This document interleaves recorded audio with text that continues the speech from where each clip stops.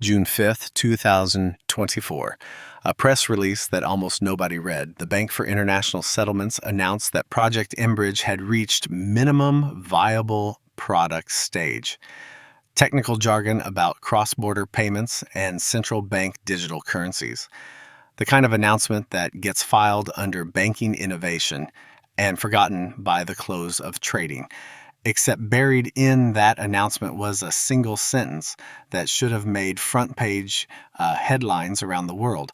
Saudi Arabia has joined as a full participant. Let me tell you why that matters. Because Saudi Arabia isn't just another country joining a payment experiment.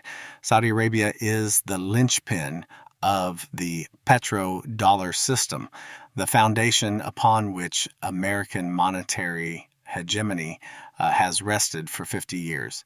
And they just joined a Chinese-led platform designed to settle cross-border transactions without using dollars, without using SWIFT, without using the American banking system at all. This isn't a test. This isn't a pilot program. This is the infrastructure for ending dollar dominance, and it's already operational. Most Americans have never heard of Project mBridge. The media hasn't covered it.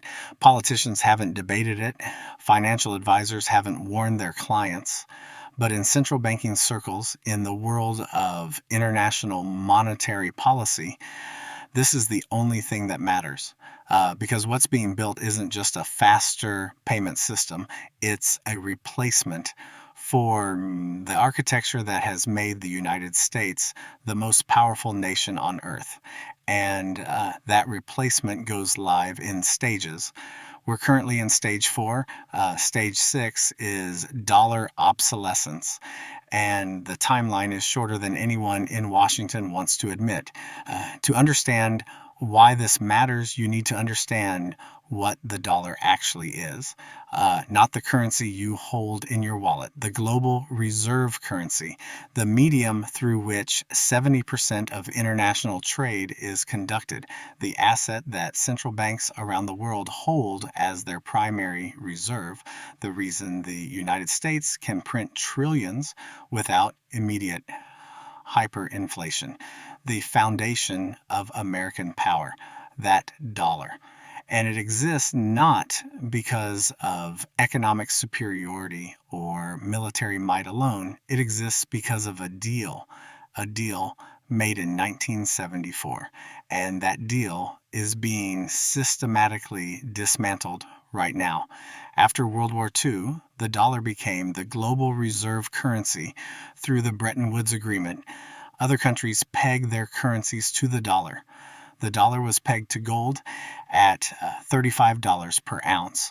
The system worked because America held most of the world's gold and ran trade surpluses. But by the late 1960s, the math stopped working. Vietnam War spending, Great Society programs, foreign governments demanding gold for their accumulated dollars, the Treasury running out of gold. So in 1971, Nixon did the unthinkable. He closed the gold window, ended dollar convertibility to gold. The Bretton Woods system died. For a few years, nobody knew what would replace it. The dollar floated, inflation exploded. The 1970s were chaos, oil embargoes, stagflation, currency instability. The dollar was losing its privileged position, and American power was declining with it until 1974, until Henry Kissinger made a deal with Saudi Arabia that would define the next 50 years of global finance. The deal was elegant in its simplicity. Saudi Arabia would price all of its oil in dollars, would require payment in dollars, and would invest its dollar surpluses in U.S. Treasury bonds. In exchange, the United States would provide military protection for the Saudi regime, would sell them advanced weapons, would guarantee their security against external threats. Both parties got what they wanted. Saudi Arabia got protection. America got perpetual demand for dollars. Here's why that mattered. Oil is the most traded commodity on earth.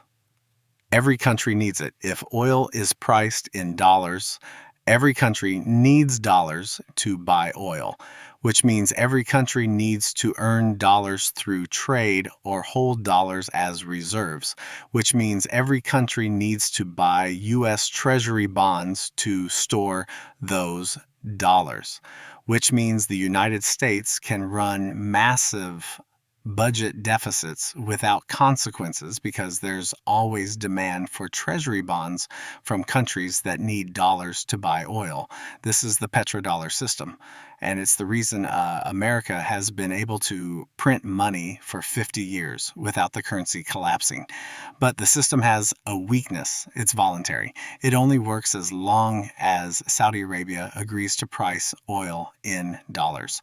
As long as other countries agree to hold dollars as reserves, as long as everyone uses the dollar-denominated banking system for international trade. It's a network effect. The dollar is valuable because everyone uses it, and everyone uses it because it's valuable. But network effects can collapse, and when they collapse fast. For decades, the petrodollar system seemed unshakable. Any country that tried to price oil in other currencies faced consequences. Iraq, under Saddam Hussein, announced in 2000 that it would accept euros for oil. 3 years later, Iraq was invaded. Libya, under Gaddafi, proposed a gold-backed dinar for African oil trade. Within months, NATO was bombing Tripoli. The message was clear: the petrodollar system is not optional. Challenge it and face regime change. But China is not Iraq. China is not Libya. China is the world's second largest economy, the largest trading partner for over 120 countries, the largest holder of foreign exchange reserves, and China has been systematically building the infrastructure to bypass the dollar system for over a decade, not through dramatic announcements that trigger American military responses, through patient, technical work that flies under the radar until it's too late to stop. This is where Project mBridge comes in. The project started in 2021, collaboration between the Bank for International Settlements Innovation Hub and the central banks of China, Hong Kong, Thailand, and the United Arab Emirates. The stated goal was to explore how central bank digital currencies could solve pain points in cross-border payments, reduce costs, increase speed, improve efficiency. All true. But the unstated goal was far more significant. Create an alternative to SWIFT, an alternative to correspondent banking, an alternative to the dollar-denominated international financial system. Here's how traditional cross-border payments work. You're a company in Thailand buying goods from a company in the UAE. You need to pay in a currency the UAE company accepts. Your bank in Thailand doesn't have a direct relationship with their bank in the UAE. So the payment routes through correspondent banks, usually banks in New York or London. The payment gets converted to dollars, routed through SWIFT, converted to the destination currency, credited to the recipient. The process takes days, costs 3 to 7% in fees, and every step is monitored by American authorities because it touches the dollar system. This system gives the United States enormous power. Financial sanctions work because the U.S. can block access to SWIFT and to dollar clearing. If America decides you're a threat, your ability to conduct international trade gets strangled. Iran learned this. Russia learned this. Venezuela learned this. And China watched and decided to build an alternative. Project mBridge uses distributed ledger technology, blockchain essentially, but not a decentralized blockchain like Bitcoin. A permission network controlled by participating central banks. Each central bank issues its own digital currency, a wholesale CBDC. These digital currencies exist on the mBridge platform, and transactions between them happen directly. instantly, with no intermediary, no correspondent banks, no SWIFT, no dollars. Let me give you a concrete example. A Chinese company wants to buy oil from a Saudi company. Under the current system, the Chinese company converts yuan to dollars, sends dollars through the banking system. The Saudi company receives dollars, converts them to rials. Both sides pay fees. Both transactions are monitored by U.S. authorities. The payment takes days. On the mBridge platform, the Chinese central bank issues digital yuan on the network. The Saudi central bank issues digital rials. The transaction happens directly. Digital yuan converted to digital reals. Settled in 7 seconds. Transaction costs cut by 50%. No dollars involved.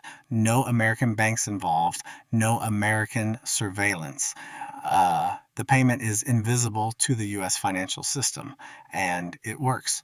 The pilot transactions in 2022 proved the concept. Real money, real trades, instant settlement. The system works. And in mid-2024, the project reached minimum viable product stage. That's not a prototype anymore. That's production-ready technology. Commercial banks are being onboarded. Use cases are expanding beyond simple payments, and the participant list is growing, which brings us back to Saudi Arabia. In June 2024, the Saudi Central Bank joined as a full participant, not an observer, not a pilot partner, a full participant with validator nodes on the network. This is the country that holds 17% of the world's proven oil reserves, the largest petroleum exporter on Earth, China's biggest oil supplier, and they just joined a platform designed to bypass the dollar.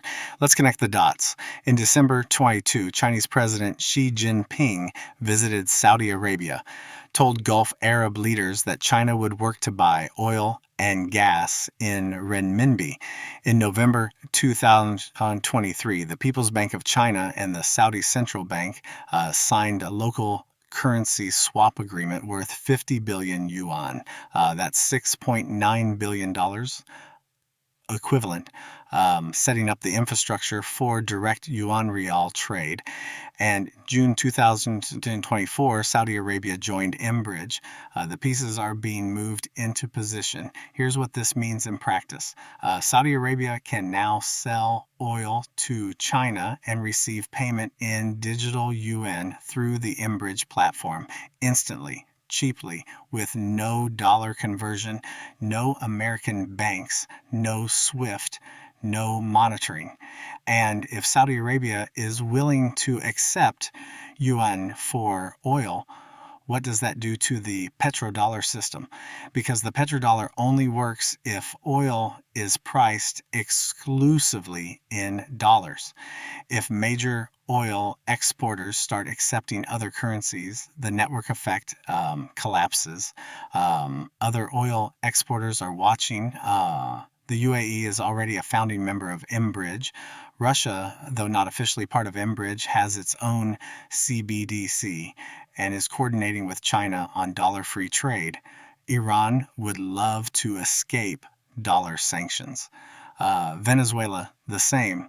The entire BRICS bloc, Brazil, Russia, India, China, South Africa, plus new members like Saudi Arabia, UAE, Egypt, Ethiopia, and Iran, represents 46% of global population and 37% of global GDP, and they're all moving toward alternative payment systems. Now, you might be thinking this is paranoia, that the dollar is entrenched, that network effects are sticky, that America's military power guarantees the dollar's position, and all of that was true.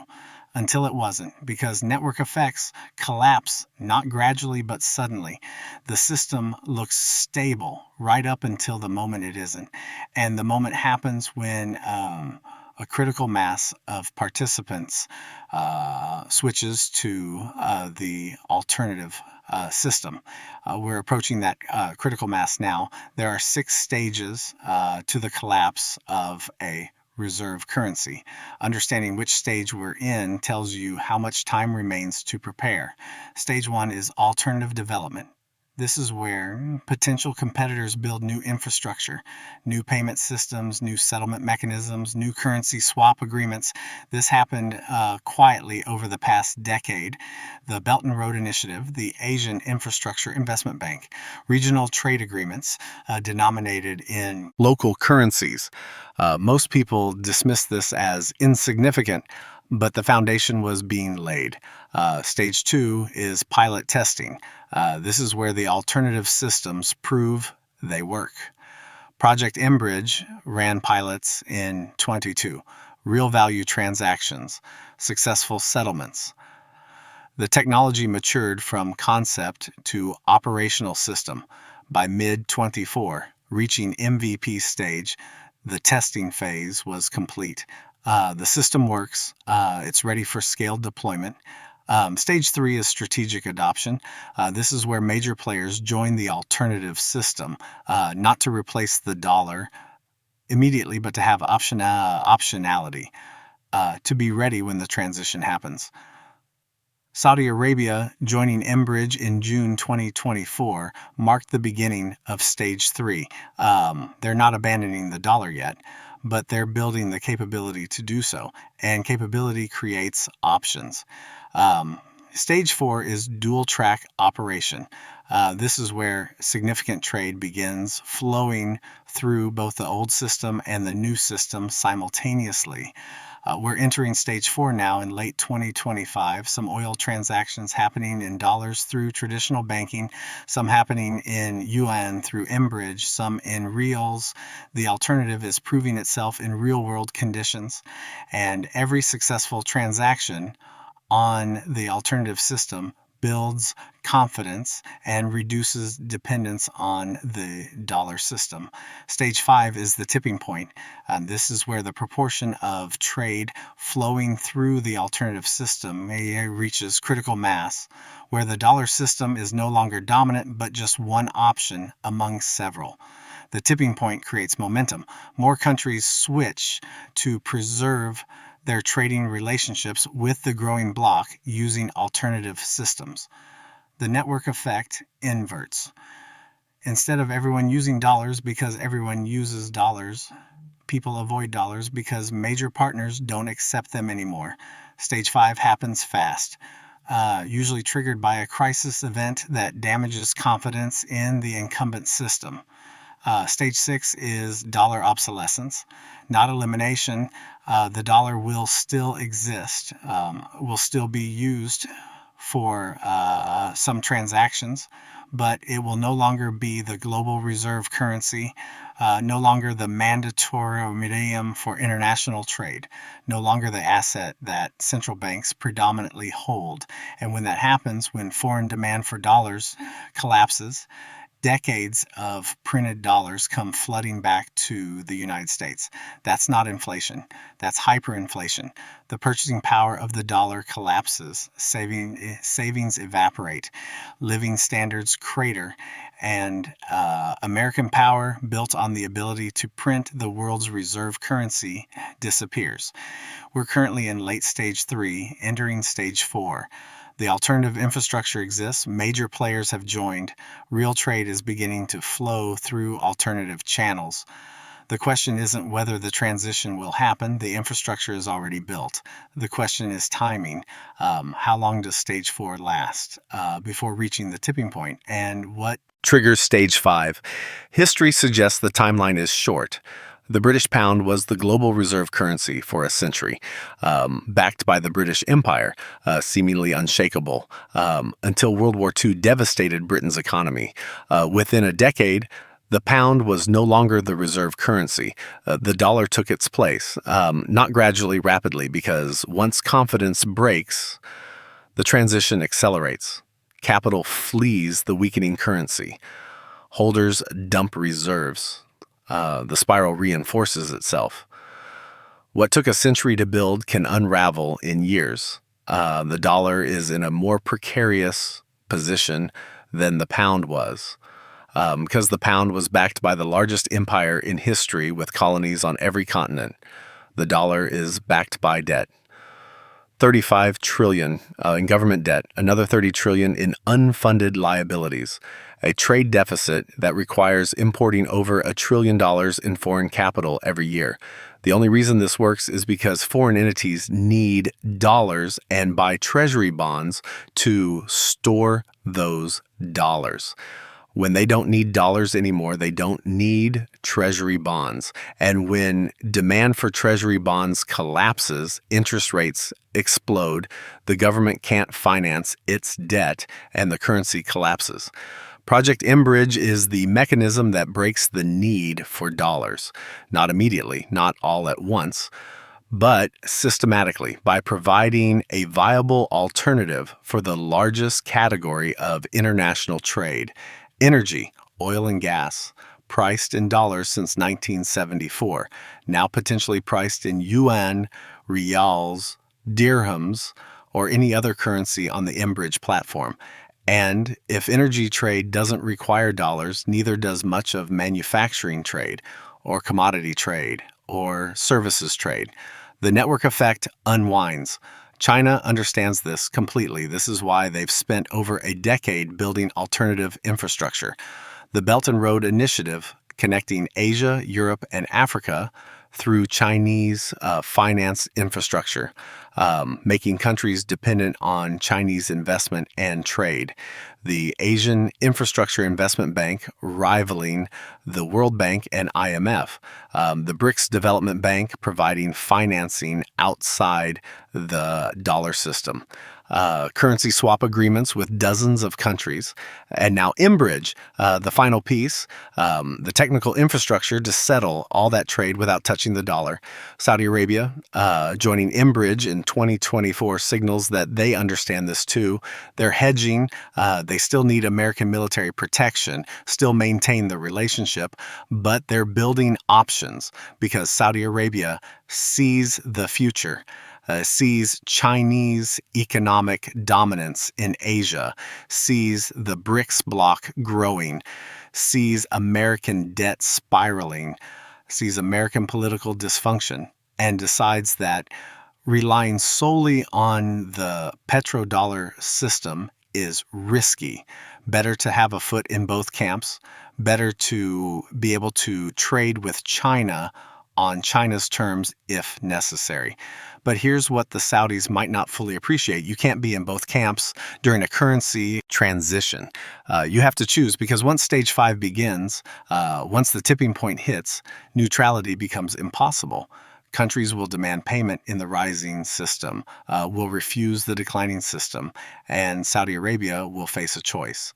Accept yuan for oil and lose American protection, or reject yuan and lose Chinese trade. There's no middle ground in a currency war, and the choice is coming faster than they think. The timeline to stage 6 is uncertain, but we can estimate based on deployment schedules and geopolitical momentum. Project mBridge reached MVP stage in mid-2024. Commercial banks are being onboarded through 2025. Expanded use cases are being tested. By 2026, the platform should be handling significant transaction volume, potentially hundreds of billions. By 20, if adoption continues accelerating, mBridge could be handling trillions. At that scale, it's no longer an alternative. It's the primary system for a major block of the global economy. That's stage 5. That's the tipping point. And what triggers the rapid transition from stage 5 to stage 6? Always a crisis. A trigger event that damages confidence in the incumbent system could be a U.S. debt crisis, interest rates spiking, federal government unable to make bond payments without massive money printing, could be a geopolitical crisis, a war that makes countries choose sides, could be a financial crisis, a derivatives blow-up, or bank failures that freeze dollar-based systems. Could be political collapse, American internal dysfunction making the dollar seem unreliable. The specific trigger doesn't matter. What matters is that the alternative infrastructure is ready. And when confidence in the dollar breaks, capital has somewhere to flee into yuan, into other currencies on the mBridge platform, into anything that isn't a rapidly devaluing dollar. The consequences for America are catastrophic. Imagine a world where the dollar loses reserve status. Foreign central banks dumping treasury bonds, nobody wanting to finance American deficits, interest rates exploding, government forced to cut spending or print money. If they cut spending, services collapse. Social Security, Medicare, military, infrastructure, everything. If they print money, hyperinflation, savings destroyed, purchasing power evaporated. Either way, American living standards collapse. Imagine trying to import goods when nobody wants dollars, when foreign manufacturers demand yuan or euros or reals. American consumers suddenly discovering that all those cheap imported goods aren't cheap anymore because the currency is worthless. Inflation not at 5% or 10%, at 50%, 100%. Weimar levels, Zimbabwe levels, Venezuela levels. That's what happens when a currency loses reserve status and decades of exported inflation come home. Now imagine the geopolitical consequences. American military power is sustained by the ability to print dollars and have the world accept them as payment. When that ends, the military budget collapses in real terms. Bases closed, carrier groups reduced, commitments abandoned. China becomes the dominant Pacific power. Russia dominates Eastern Europe. The Middle East realigns with whoever can actually provide security and trade. The American-led global order that has existed since 1945 dissolves. Not because America chooses to step back, because America can no longer afford to maintain its position. This isn't speculation. This is the inevitable consequence of losing reserve currency status. It happened to Britain, to France before them, to Spain and the Netherlands before that. Every reserve currency eventually loses its status, usually when the underlying economy is no longer dominant, when debt becomes unsustainable, when alternatives emerge. All three factors are present now. China's economy is larger than America's in purchasing power parity terms. American debt is at levels never sustained without crisis. And the alternative, mBridge, is operational. So what do you do? You're not a central bank. You're not a government. You're an individual watching your life savings denominated in a currency that might collapse. What's the move? First, understand that the timeline matters. If stage 6 is years away, you have time to adjust gradually. If it's months away, you need to act urgently. Nobody knows for certain. But the accelerating pace of mBridge adoption suggests the tipping point could hit within 2 to 3 years. By 2027 or 2028, that's the timeline to prepare. Second, diversify out of dollar-denominated assets. Not all of them. You still need dollars to function in the American economy. But having all your wealth in dollars is maximum risk. Consider foreign currencies, yuan if you can access them, euros, Swiss francs, currencies tied to economies with lower debt and stronger fundamentals. Consider foreign assets, real estate in stable countries, foreign stocks, anything that isn't denominated in dollars and isn't dependent on dollar purchasing power. Third, consider hard assets, gold, silver, commodities, assets that hold value regardless of what happens to paper currencies. These have their own risks, storage, volatility, liquidity issues, but in a currency collapse, Hard assets preserve wealth better than paper currency. Physical possession is key, not ETFs that hold claims on metals. Physical metals in your control. Fourth, develop income streams that aren't dependent on the dollar system, skills that can be traded directly, services that provide value regardless of currency, relationships with people in other countries who can be trading partners if dollar trade becomes restricted or economically unfeasible. This sounds extreme, but people in Argentina, Venezuela, Lebanon, Zimbabwe have all learned that when currency collapses, you need alternatives to survive. Fifth, stay informed. Watch the mBridge adoption metrics, how many transactions, how much volume, which countries are joining, because those metrics tell you which stage we're in. If transaction volume suddenly spikes, if major oil exporters announce they're accepting yuan, if central banks start dumping treasury bonds, those are signals that stage 5 is beginning, that the tipping point is near. And when you see those signals, you have months, not years, to finalize your preparations. The most important thing to understand is that this isn't a conspiracy. This is openly documented policy. Project mBridge is public. The BIS publishes reports on it. Saudi Arabia's membership was announced in press releases. The People's Bank of China discusses it in official statements. This isn't hidden. It's just ignored by Western media because the implications are too disturbing. Easier to pretend it's not happening than to confront the reality that American monetary dominance is being systematically dismantled. The petrodollar system that has underpinned American power for 50 years is being replaced, not by military conquest, by technical infrastructure, by patient strategic planning, by alternatives that work better for the countries involved.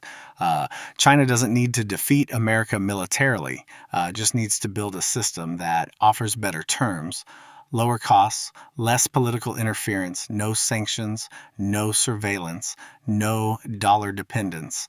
And slowly, countries switch. Not because they hate America, because the alternative serves their interests better. Project mBridge is that alternative.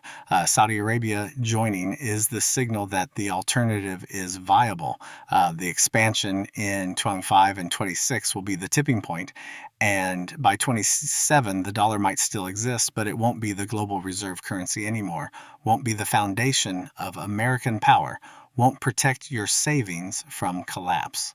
You have been shown the mechanism. You have been given the timeline. You have been warned. What you do with that information determines whether you're prepared for the collapse of the petrodollar or whether you're caught holding worthless paper when the system flips. The alternative is operational. The infrastructure is built. The major players have joined. The transition has begun, and it's coming faster than you think. Faster.